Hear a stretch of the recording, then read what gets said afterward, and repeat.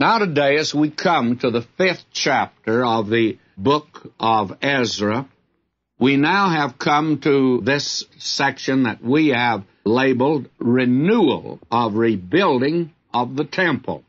We saw last time that the rebuilding of the temple was stopped by the opposition of the enemy. They got a letter off to the king, and they gave a false impression of Jerusalem.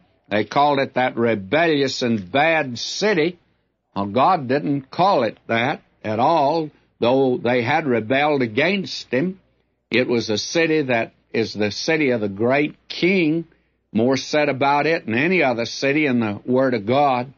And the enemy now, though, has been able to successfully stop the work for a while. It is suspended because of the decree.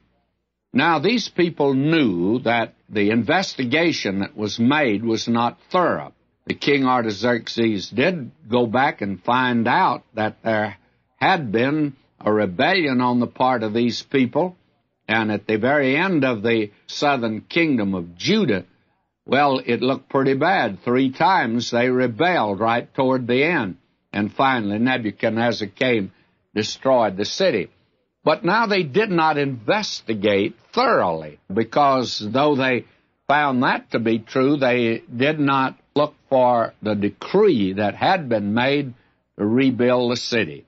Now, we find during this period, it was a period of great discouragement. And so these people would be naturally inclined to not only leave off building, but we'll also find from Nehemiah, they were so discouraged, they felt like leaving, just walking away from it all. That would be the best way to solve their problems. There's so many people feel like if I can just get away from where I am, I'll solve my problems. Well, that's not always true. I'll grant it could be true under certain circumstances, but you can't run away from your problems. So that this time, and we're thankful the people didn't run away, we find out God raised up the prophets, Haggai and Zechariah. We've talked about them before, and very candidly, we ought to study those 2 books in connection with Ezra and Nehemiah and Esther. And in fact, Daniel belongs in the same package. All of these would be very profitable to study them together. And someday I may come to that.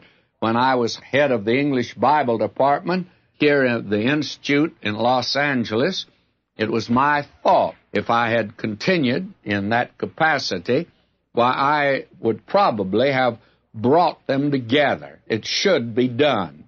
And here I am going through the Bible and saying again what should be done, but I haven't done it even yet. Probably never will, but I make this suggestion. I understand that there's quite a few ministers that listen to us and use our material in many ways in teaching, and we're delighted for that. We feel honored that they do that, but I hope some of them who have the time and the ability that they'll join these books together.